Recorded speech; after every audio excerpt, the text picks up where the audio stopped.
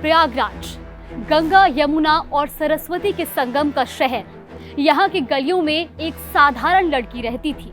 नाम था पूजा। पिता साइकिल बनाने का छोटा मोटा काम करते थे। घर में सियासत का कोई नामो निशान नहीं था। पूजा का बचपन साधारण था। सपने छोटे छोटे थे। एक खुशहाल परिवार, अपने लोग और जिंदगी का सुकून। राजनीति उसके दिमाग के किसी कोने में भी नहीं थी। लेकिन जिंदगी को किस पल क्या मोड़ लेना है ये कोई नहीं जानता। जनवरी 2005 में वो मोड़ आया। 16 तारीख का दिन था जब पूरे प्रयागराज में एक शादी की चर्चा थी। बसपा के लोकप्रिय उभरते सितारे विधायक राजू पाल की बारात जा रही थी। राजू की छवि एक जुझारू और सीधे साधे नेता की थी, जिसने जनता का दिल जीत लिया था। पूजा ने उससे शादी की और सोचा अब एक नया जीवन शुरू होगा। सियासत की चमक दमक भले चारों ओर हो, लेकिन उसका संसार घर की चार दीवारी में होगा, जिसमें प्यार, विश्वास और सपनों का रंग होगा। किस्मत को मगर कुछ और ही मंजूर था। वो दिन तो खुशियों से भरा था, लेकिन 9 दिन बाद 25 जनवरी को सब बदलने वाला था। मौत का वो दिन जिसने सब बदल दिया। 25 जनवरी 2005, सर्दियों का आखिरी दौर, लेकिन प्रयागराज में उस दिन खून से ज्यादा गर्म कोई चीज नहीं बह रही थी। दिन के उजाले में शहर की सड़कों पर दौड़ती कार का पीछा हो रहा था। गोलियों की गूंज, चीखें और अफरा तफरी। ये कोई एक जगह की हत्या नहीं थी। करीब 5 किलोमीटर तक पीछा करते हुए गोलियां बरसाई गई। जब पुलिस ने गाड़ी रोकी तो नजारा किसी युद्ध क्षेत्र से कम नहीं था। राजू पाल का शरीर छलनी था। 19 गोलियां निकाली गई। आरोप सीधे सीधे अतीक अहमद के भाई अशरफ और उसके गिरोह पर लगे। उस वक्त अतीक का नाम सुनते ही शहर के लोग घरों के दरवाजे बंद कर लेते थे। उसकी पहुंच सिर्फ अपराध की दुनिया तक नहीं थी, बल्कि राजनीति के गलियारों तक फैली थी। पूजा का संसार एक झटके में उजड़ गया। शादी का जोड़ा अभी अलमारी में लटका था। मेहंदी के रंग की खुशबू अभी हाथों से गई नहीं थी और वो एकदम अकेली रह गई थी। ये सिर्फ उसके पति की हत्या नहीं थी, ये लोकतंत्र के सीने पर दाग था।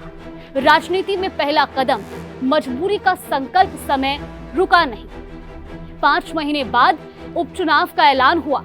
बसपा ने फैसला किया कि राजू की पत्नी पूजा मैदान में उतरेगी। ये कोई साधारण फैसला नहीं था।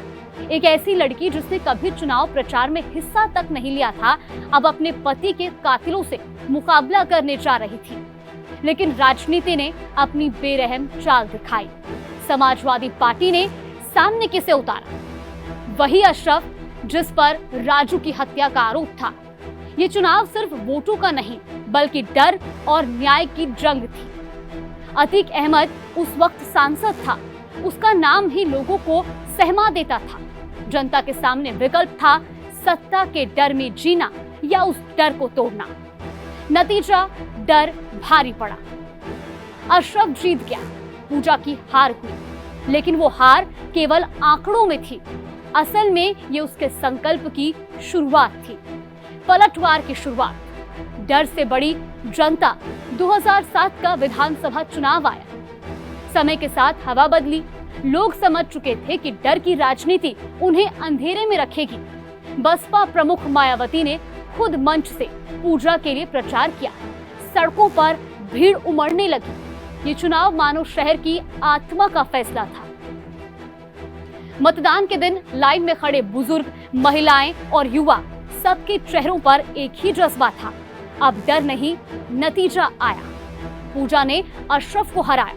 ये सिर्फ एक जीत नहीं, बल्कि पूरे प्रदेश में गूंजा संदेश था कि जनता अगर ठान ले तो सबसे बड़े बाहुबली को भी गिरा सकती है। 2012 में फिर सपा ने खेल खेला। इस बार अतीक अहमद खुद पूजा के सामने था। ये मुकाबला सीधा था। एक तरफ अपराध का पुराना चेहरा, दूसरी तरफ न्याय की जिद्दी तलाश। नतीजा, पूजा ने अतीक को 8,885 वोट से हराया। हार, संघर्ष और वापसी। 2017 में राजनीति ने फिर करवट ली। नए समीकरण बने, सत्ता का रंग बदला और पूजा चुनाव हार गई। लेकिन ये हार उसके भीतर की आग बुझा नहीं पाई। राजनीति में हारना आसान है, लेकिन हार के बाद टिके रहना असली लड़ाई है। 2022 में फिर मौका आया। इस बार समाजवादी पार्टी ने ही उन्हें कौशाम्बी की ट्रायल सीट से टिकट दिया। विरोधाभास ये था कि कभी उन्हीं के खिलाफ अपराधियों को उतारने वाली पार्टी अब उनके नाम पर वोट मांग रही थी। लेकिन राजनीति में रिश्ते और दुश्मनी दोनों वक्त के साथ बदलते हैं। नतीजा, पूजा जीत गई, लेकिन इस जीत के बाद भी उनके जीवन में एक अधूरापन था। 17 साल से वो अपने पति के हत्यारों के खिलाफ अदालतों में लड़ रही थी। हर तारीख पर उम्मीदें जागती, फिर बिखर जाती। वो रात जिसने 17 साल का बोझ उतार दिया। अप्रैल 2023 की रात टीवी पर एक ब्रेकिंग न्यूज चली। अतीक अहमद और अशरफ की हत्या, और वो भी पुलिस कस्टडी में। मीडिया कैमरों के सामने 3 युवकों ने गोलियों की बौछार कर दी, ठीक वैसे ही जैसे कभी राजू पाल पर हुई थी।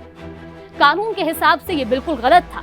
कानून अपने हाथ में लेना अपराध है, लेकिन उस औरत के लिए जिसने अपने पति को सरेआम भूना जाते देखा और फिर 17 साल तक न्याय के इंतजार में चली थी, ये नजारा मानो पुराने घाव पर ठंडा पानी डालने जैसा था। वो सुकून जिसे शब्दों में नहीं कहा जा सकता, वो रात जिसने 17 साल का बोझ उतार दिया। अप्रैल 2023 की रात टीवी पर एक ब्रेकिंग न्यूज चली। अतीक अहमद और अशरफ की हत्या, और वो भी पुलिस कस्टडी में मीडिया कैमरों के सामने। आज पूजा पाल मुख्यमंत्री योगी आदित्यनाथ के साथ खड़ी नजर आती है। वजह साफ है, योगी सरकार का अपराधियों के खिलाफ जीरो टॉलरेंस रवैया। पूजा जानती है कि राजनीति में लाभ हानि का खेल चलता रहेगा, लेकिन उनके लिए अब व्यक्तिगत लड़ाई से आगे बढ़कर एक प्रतीक बन चुका है कि न्याय देर से ही सही, लेकिन आता जरूर है। वो सिर्फ विधायक नहीं, बल्कि उस लड़ाई का चेहरा है जिसमें एक साधारण लड़की ने बाहुबलियों को मात दी है, सत्ता के खिलाफ डटी रही और आखिरकार अपने जीवन का सबसे बड़ा मकसद पूरा होते देखा।